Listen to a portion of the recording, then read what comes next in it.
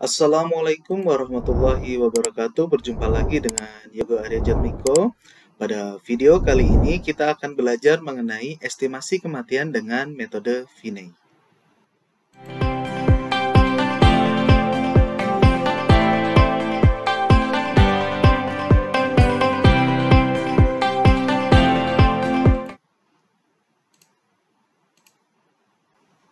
Ya, jadi kita hari ini belajar mengenai estimasi kematian dengan metode Vinay.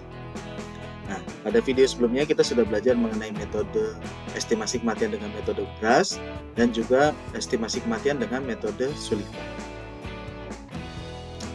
Nah, dalam metode Vinay ini dia mengasumsikan bahwa tingkat kematian berubah secara linear, di mana di dalam metode Vinay ini kita dapat memperkirakan nilai angka kematian bayi untuk waktu-waktu sebelum sensus atau survei.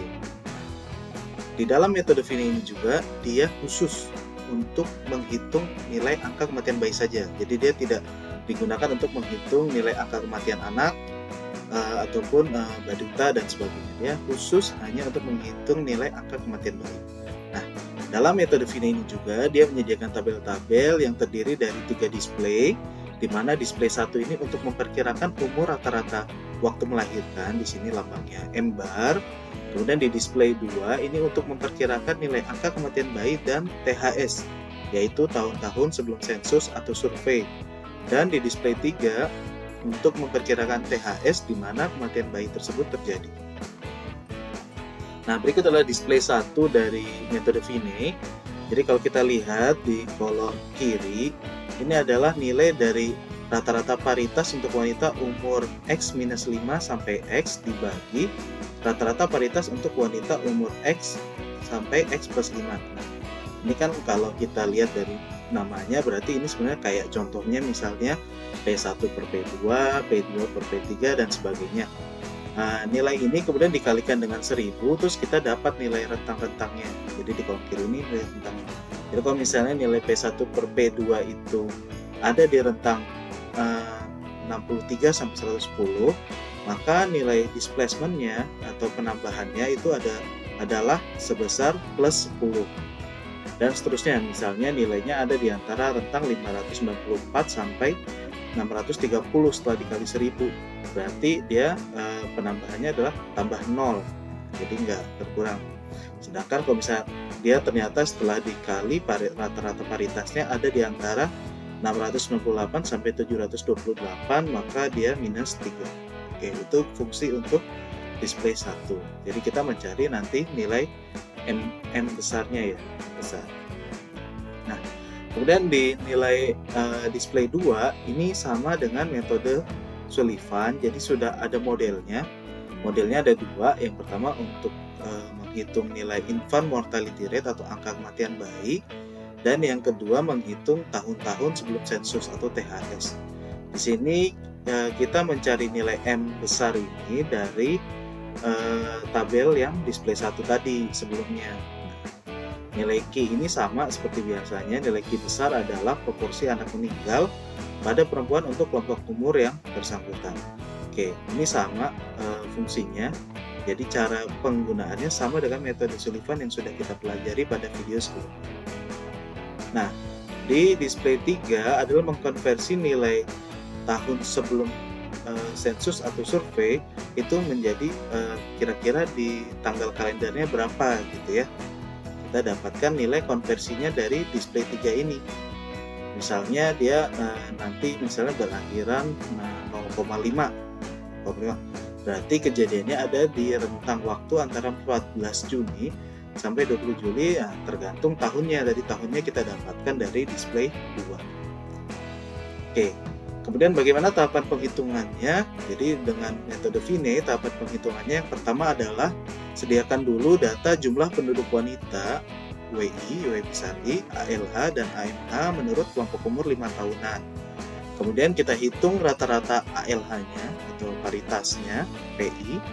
Kemudian kita hitung juga proporsi anak yang meninggal di besar I, di mana proporsi ini adalah jumlah ALH dikurang jumlah AMH dibagi dengan jumlah ALH.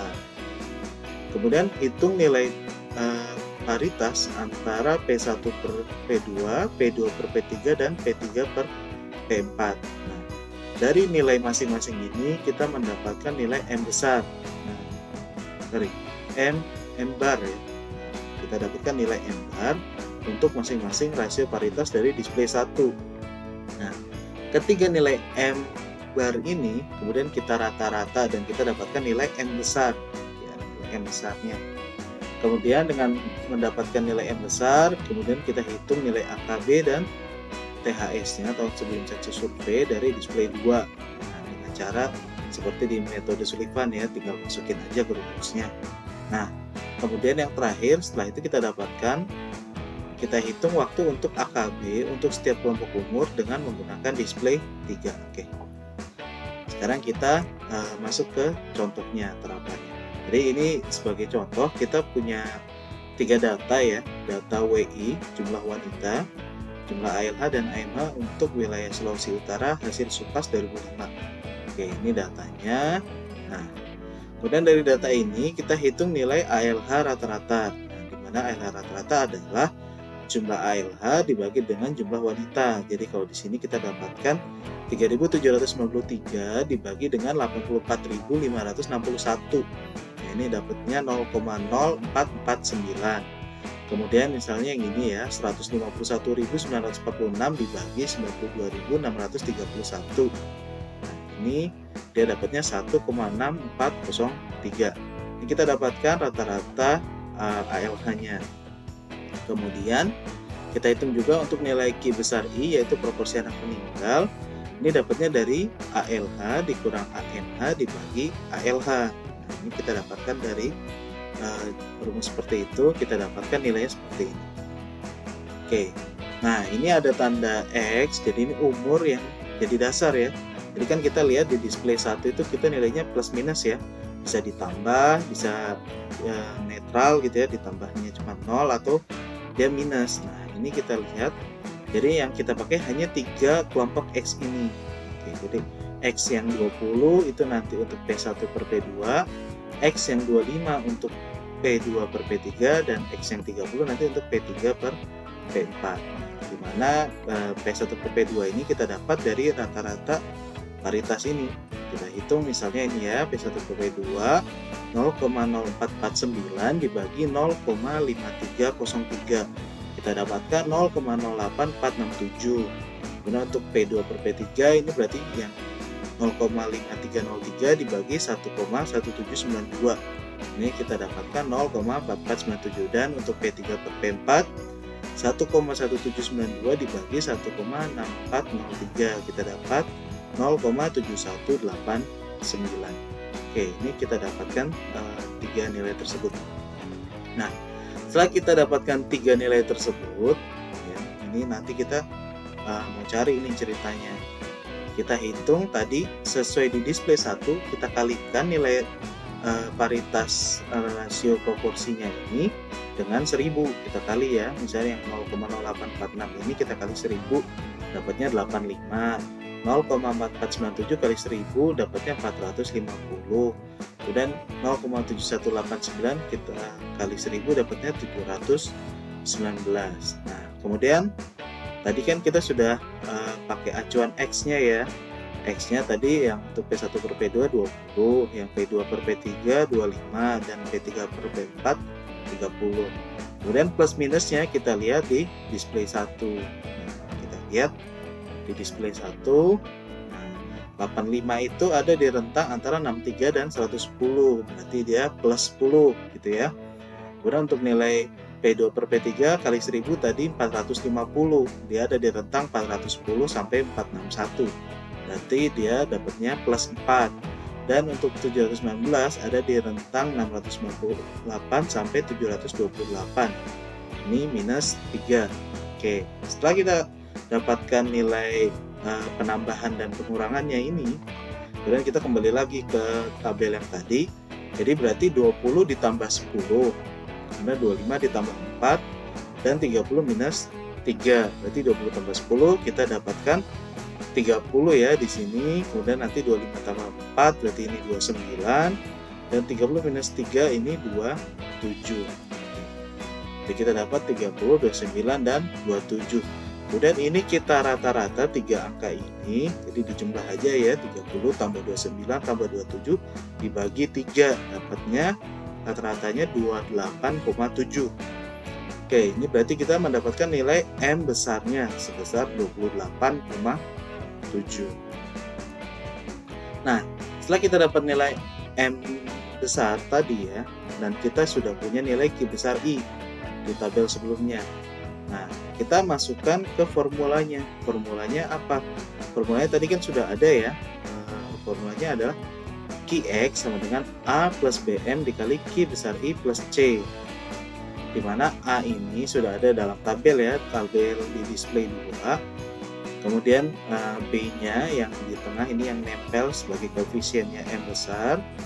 Dan nanti setelah hasilnya dikali Q di minus dengan C, plus minus dengan C. Oke, kita dapatkan nanti nilai seperti ini. Nah, dari hasil tersebut kita dapatkan untuk A ini ya minus 44,7 sampai 216, yang B 30,5 sampai 11,1, yang C-nya minus 2,6 sampai minus 7,5. Nah, dengan cara yang tadi masukkan ke rumus, kita dapatkan nilai angka kematian bayinya. Yang pertama 12,42 tadi ya, dengan memasukkan nilai M-nya 2,87 ya, 28,7 itu kita masukkan, dan Q besar I-nya ngikutin nilai yang ada di tabel. Ini kita dapatkan nilai angka kematian bayinya. Oke, jadi 11,25, 12,47, 9,92, dan ini yang pertama 12,42. Oke, dengan cara yang sama, tadi kita sudah punya M besar sama Q besar I yang ada di langkah ketiga. Kita masukkan juga ke rumus THS yang di langkah 7, di mana rumus THS ini adalah A plus BM dikali Q besar I plus C. Nah, A-nya ini yang ini ya, di dalam display 2, 11,8 sampai 33,4. Kemudian B-nya yang ini, yang jadi koefisien M-nya, jadi minus 0,325 sampai minus 0,641. Nah, plus minus C. C ini yang jadi koefisien dari Q di sini ya, untuk THX, jadi koefisien dari Q. Oke, ini untuk nilai C-nya. Kemudian dengan cara yang sama, kita masukkan ke formula. Kita dapatkan bahwa nilai THS-nya untuk kelompok umur 20-24 sebesar 2,48. Dan seterusnya sampai THS untuk kelompok umur 45-49 15,08. Nah, kemudian bagaimana fungsi dari display 3? Nah, kita lihat dulu, ini misalnya ya. Misalnya yang kita gunakan tadi adalah data sensus ya. Sorry. Di sini data SUPAS 2005. Kita cari referensi ya. Ini contohnya, referensinya dapat dari Rahmat Budi Soeharto. Di sini dibilang pelaksanaan lapangan SUPAS 2005 berlangsung selama bulan Juni 2005. Nah, dia cuma bilang bulan Juni, berarti kita nggak tahu tuh tanggal tepatnya tanggal berapa. Nah, karena bilangnya bulan Juni, berarti tanggal 1 sampai tanggal 30. Berarti tengah sensus atau surveinya, berarti ada di tengah-tengah, berarti di tengah-tengahnya Juni 2005 berapa? Ya, 15 Juni 2005. Biasanya tengah sensus atau survei ini yang disebut dengan sensus date gitu ya, atau survei date-nya. Tapi biasanya seringnya sih dalam sensus ya, sensus date. Nah, 15 Juni ini kita lihat dalam display 3, 15 Juni itu ada di rentang yang mana? Oh, ada di rentang yang ini nih, di antara 14 Juni dan 20 Juli. Jadi dia di sini ya 0,5. Sehingga tadi karena 2005 SUPASnya 2005 ditambah ini komanya jadi 2005,5. Nah, inilah nilai referensi untuk data kita, data yang mau kita lihat tahun-tahun sebelum sensus atau surveinya. Oke, jadi dengan acuan itu waktunya jadi 2005,5 dikurangi nilai dari THS yang kita dapatkan tadi.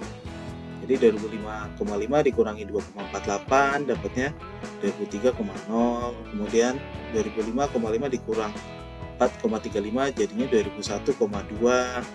Kemudian 2005,5 dikurang 6,45 jadinya 1999,0 dan seterusnya. Nah, ini kita teruskan ya sampai kelompok umur yang terakhir.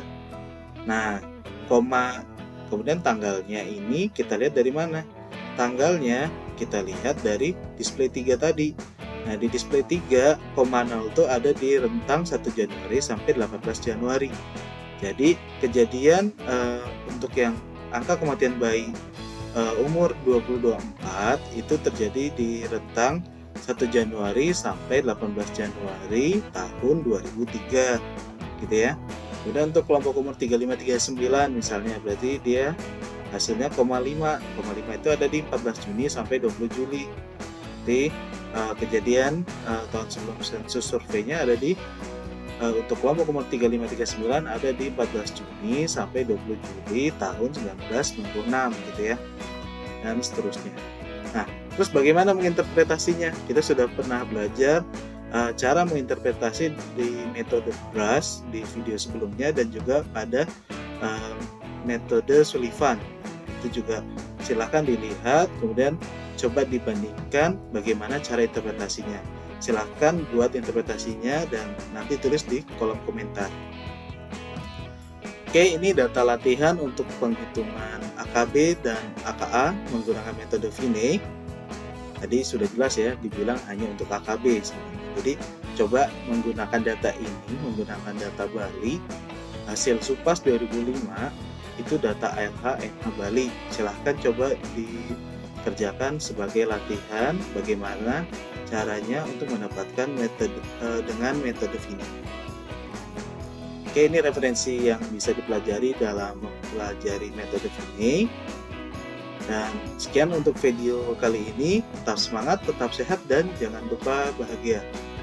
Sekian dari saya. Wassalamualaikum warahmatullahi wabarakatuh.